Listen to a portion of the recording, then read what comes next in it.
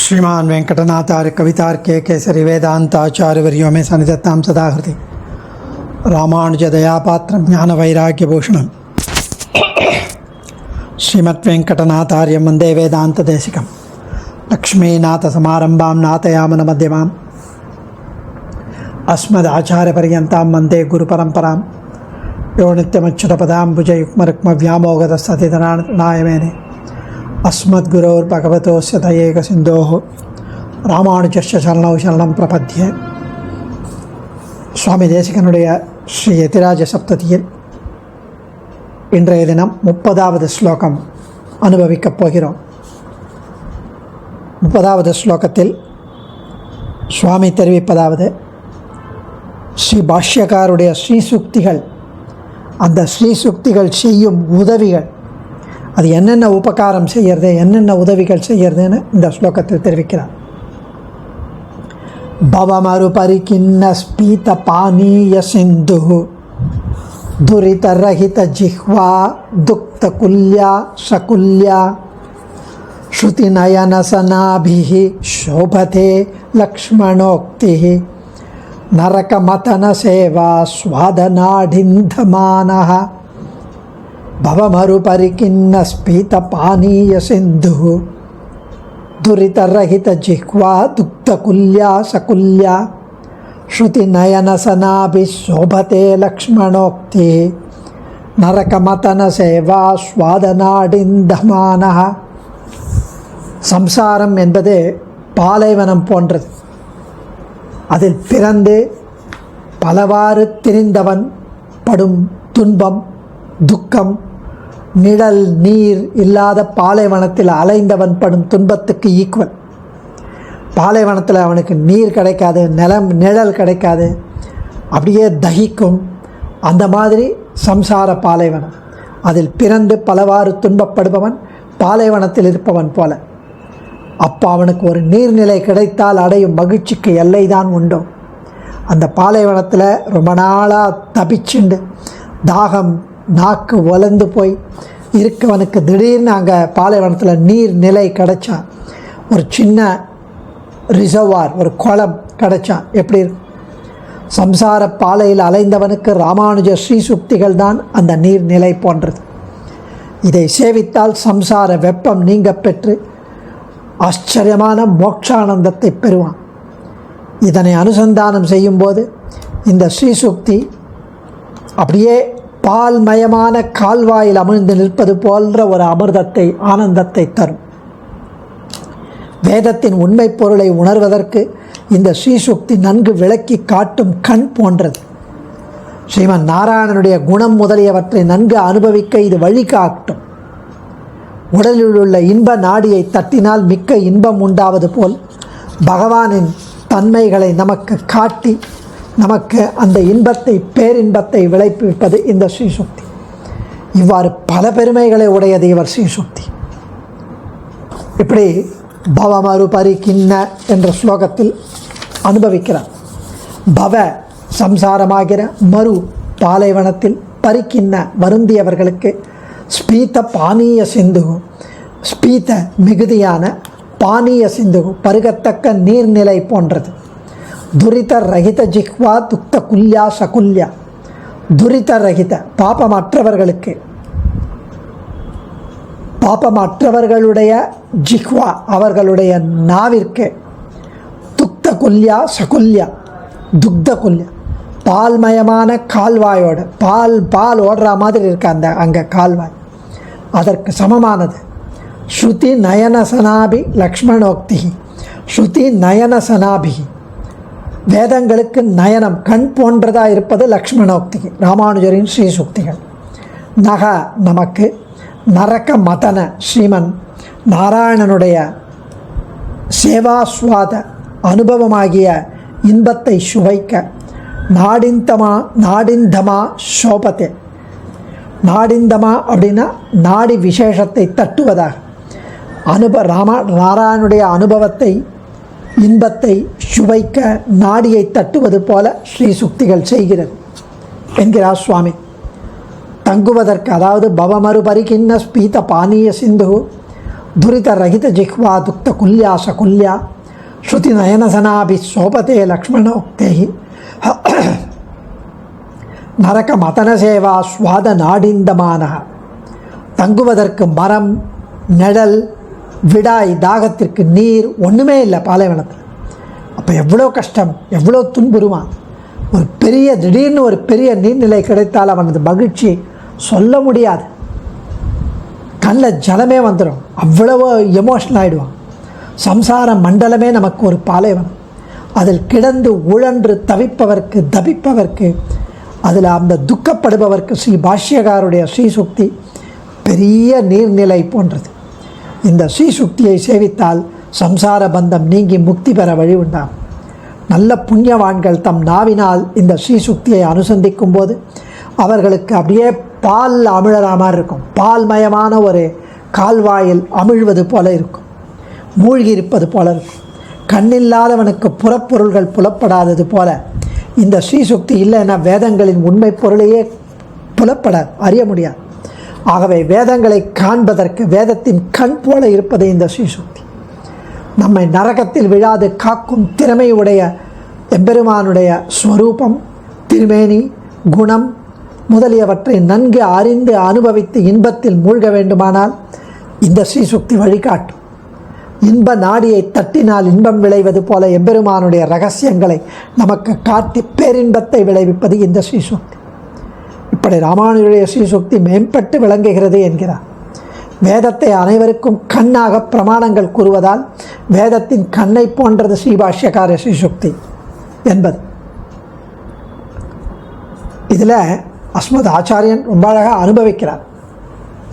அதிலும்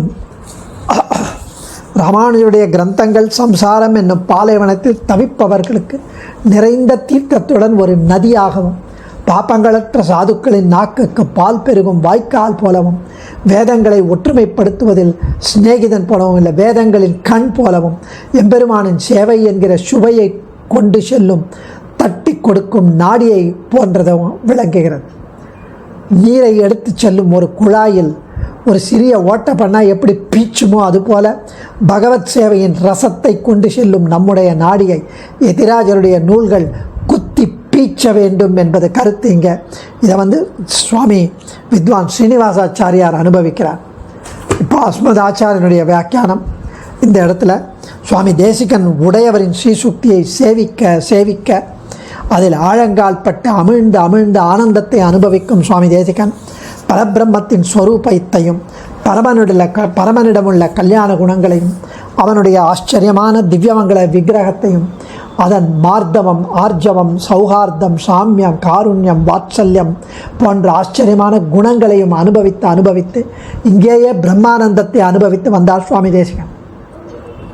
இப்படி இம்மாதிரி பிறருக்கு தோன்றவில்லையே ஏன் அப்படின்னு நினைக்கிறார். பாப்பிகளுக்கோ சம்சாரத்தில் நிர்வேதம் வெறுப்பு ஏற்படாதவனுக்கோ இந்த ஸ்ரீசுக்தியின் பெருமை தெரியாது. பாப்பிகளுக்கு இந்த ஸ்ரீசுக்தியின் பெருமை தெரியாது. அவர்கள் கஷ்டப்படுறான், துக்கப்படுறான்ற இது ஃபீலிங்கே இல்லாமல் இருந்தான். சம்சாரம் நீர், மரம், செடி, கொடியற்ற காடு போன்றது. சம்சாரம் ஒன்றுமே இல்லாது பாலைவனம் போன்றது. அதிலேயே உழன்று துன்புற்று களைத்து பசி தாகத்தினால் அல்லல் படுவோருக்கு குளிர்ந்த தெளிந்த நீரை உடைய பெரிய நதியை கண்டால் எப்படி ஆனந்தம் ஏற்படுமோ அதுபோல சம்சாரத்தில் தகிப்பவர்க்கு, தவிப்பவர்க்கு, தபிப்பவர்க்கு, அதனின்று கரையேற முயல்பவர்களுக்கு உடையவர் ஸ்ரீசுக்தி அமிர்தமாகும். மகாநதியிலிருந்து கிராமத்தினரின் உபயோகத்திற்காக வாய்க்கால் ஓடும். அதை உபயோகித்து மக்கள் மகிழ்வர். அதுபோல பாபமே இல்லாதவர்கள் அவர்களுக்கு ஜீவாத்மஸ்வரூபத்தையும் பரமாத்மஸ்வரூபத்தையும் அறிய ஆவல் நிறைய மிகும். முமுட்சுவாக ஆக வேண்டும் என்று ஆசைப்படுவார்கள். அத்தகையோருக்கு நாவிற்கு ஸ்ரீசுக்தியானது பால் வாய்க்கால் போல. பித்தமுள்ளவனுக்கு அது பயன்படாது, பால் கசக்கும். ஆனால் பாபத்தாலே அவைதிகமான தீய மதங்களில் நுழைந்தவர்களுக்கு ஸ்ரீபாஷ்யங்கள் போக்கியமாய் ரசிக்கத்தக்கதாய் இருக்காது. ஆனால் வேதத்தின் உண்மையான பொருளை பார்க்க வேண்டுமானால் ஸ்ரீபாஷ்ய ஸ்ரீசுக்தியாகிய கண்களை கொண்டு பார்க்க வேண்டும். வைதிகர்களுக்கு கண் வேதம், ஸ்ருதிகளை கொண்டு தத்துவ நிர்ணயம் செய்ய முற்படுபவர்களுக்கு ராமானுஜ ஸ்ரீசுக்தியானது சகோதரி போல உதவும். எம்பெருமான் நரக மதன், அதாவது நரகாசுரனை கொன்று சாதுக்களை காப்பாற்றுபவன், அதோடு பக்தர்களின் நரக வாழ்வை அழித்து அவர்களுக்கு உதவுபவன். அவன் திருவடிகளில் கைக்கரியம் செய்து பிரம்மானந்த அனுபவத்தை ஸ்ரீவைகுண்டத்தில் பெற விரும்புபவர்களுக்கு ராமானுஜரின் ஸ்ரீசுக்தி கை கொடுக்கிறது. இப்படி ஆச்சரியமாக சுவாமி இங்கு வேதாந்த தேசிகன் ராமானுஜரின் ஸ்ரீசுக்தி பண்ணும் உபகாரங்களை எடுத்துச் சொல்கிறார். மனிதனின் உடலில் ஒரு நாடி இருக்கிறது. அதை தட்டினால் பேரானந்தத்தை கொடுக்கும் என்பார் நாடி நிபுணர்கள். அதே போல ராமானுஜருடைய ஸ்ரீசுக்தி ஆனந்த நாடியை தட்டினால் இங்கு பேரானந்தத்தை அனுபவிப்பது போல் ஸ்ரீவைகுண்டம் சென்று பிரம்மானந்தம் பெற உதவும். அநாதி பாப வாசனையால் தூஷிதமானவர்களுக்கு உடையவரின் ஸ்ரீசுக்தியின் பெருமை தெரியாது. அப்படி தெரியாவிட்டாலும் எனது மாமாவான ஆத்ரேய ராமானுஜர் அப்புள்ளாருடைய விசேஷ கடாட்சத்தினால் பாப்பங்கள் எல்லாம் விலகி இருக்கிற எங்களுக்கு ஸ்ரீசுக்தியின் பெருமை உள்ளங்கை நெல்லிக்கனி போல பிரகாசிக்கிறது என்கிறார் சுவாமி தேசிகன். இப்படி ஆச்சரியமாக சுவாமி தேசிகன் எதிராஜருடைய ஸ்ரீசுக்திகளை அனுபவிக்கிறார். ஸ்ரீ பாஷ்யகார ஸ்ரீசுக்தி என்பது டாக்டர் வி என் வேதாந்த தேசிகன் தெரிவிக்கிறார். ஸ்ரீ பாஷ்யகார ஸ்ரீசுக்தி என்பது சம்சாரம் என்கிற பாலைவனத்தில் தாகத்தை தணித்து கொள்ள அவசியமான குளிர்ந்த நீர் போல. அந்த அருளி செயல்களை படித்து அனுபவிப்பவர்கள் சம்சார துக்கம் இன்னது என்று உணரவே மாட்டார்கள். பாபம் இல்லாதவர்கள், அதாவது பித்தம் போன்ற தோஷங்கள் இல்லாதவர்கள், அவர்களுக்கு பால் இனிக்கும். நாவுக்கு இனிதான அந்த பால் வாய்க்கால் எப்படின்னா இந்த சுகமாக அள்ளி குடித்து தாகம் நீங்கி மாதுரிய ரசம் அனுபவிக்க பாங்காயிருக்கும் பால். பித்தமோ வேறு உடல்நல குறைவோ இருந்தால், ஜலதோஷம் பிடித்திருந்தாலோ அது நடக்காது, ருச்சி இருக்காது, பால் கசக்கும். மேற்படி ராமானுஜருடைய ஸ்ரீசூக்திகள் அதுபோல இந்த பாபமற்றவர்களுக்கு அது பால் வாய்க்காலில் அமிழ்வது போல இருக்கும். குடிப்பது மட்டுமல்ல, அமிழ்ந்து குளிப்பது போலவே இருக்கும். ராமானுஜர் ஸ்ரீசுக்திகள் வேதங்களுக்கு கண் போன்றவை. கண் தான் பிரதான உறுப்பு. ஸ்ருதி ஒரு விஷயத்தை பற்றி நிர்ணயம் பண்ண மேற்படி ஸ்ரீசுக்திகள், ராமானுஜருடைய ஸ்ரீசுக்திகள் நமக்கு கண் மாதிரி ஸ்ருதியை காண்பித்து கொடுக்கிறது. நிலைமையை கண் கொண்டு பார்த்து நிச்சயிக்கக்கூடியவை. ஸ்ருதி நயனாம் சனாபிகி, ஸ்ருதிகளுக்கு சகோதரி போன்று உதவுவது என்றும் பொருள் கொள்ளலாம். நரகாசுரனை கொன்றவன் பெருமாள். ஆஸ்ரிதருக்கு நரகமில்லாது செய்பவனும் அவன்தான். அவனுக்கு கைங்கரியம் செய்வது ஒரு ரசிக்கத்தக்க சுகானுபவம். கைங்கரியம் என்பது வேதாந்த தேசிகன் தெரிவிக்கிறார் சில்லறை ரகசியத்தில், கைங்கரியமாவது சேஷி உகந்த ஏவல் தொழில் செய்வது. சேஷினா பெருமாள், மாஸ்டர். அவருக்கு என்ன பிடிக்குமோ அதை செய்வது. அப்படி என்று நாம் ஒவ்வொருவரும் உணர்ந்து மகிழும்படியாக நம் சரீரத்தில் உள்ள சூக்ஷ்ம நாடியை கிள்ளி மீட்டி ஆனந்திக்க வைக்கிறது ராமானுஜருடைய ஸ்ரீசுக்தி. இந்த ஸ்லோகத்திலும் லக்ஷ்மணோக்திகி என்ற சொல் கொண்டு உத்தம ஸ்திரீயை கல்பிக்கலாம். இது ரசமாக இத்தகைய பிரம்மானந்த களிப்புக்கு தூண்டிவிடவல்ல நாடியை கிள்ளுவதாக கொள்ளல் பொருத்தம். ஸ்ரீபாஷ்ய ஸ்ரீசுக்தியான அந்த மாது மகோன்னத ஆனந்தத்தை, பேரானந்தத்தை தருவாள். சிலருக்கு இப்படி ருச்சிப்பதில்லையே, என்னால் அவர்கள் பித்தம் தலைக்கேறினவர்கள் என்று ஆச்சரியமாக இங்கு அனுபவிக்கிறார். நமக்கு இப்படியெல்லாம் உதவி அனுபவ வெள்ளம் விளைவிக்கிறது.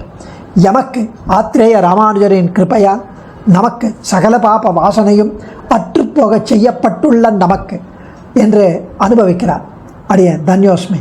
கவிதார்க்கிக சிம்ஹாய கல்யாண குணசாலினி ஸ்ரீமதே வெங்கடேஷாய வேதாந்த குரவே நமஹ.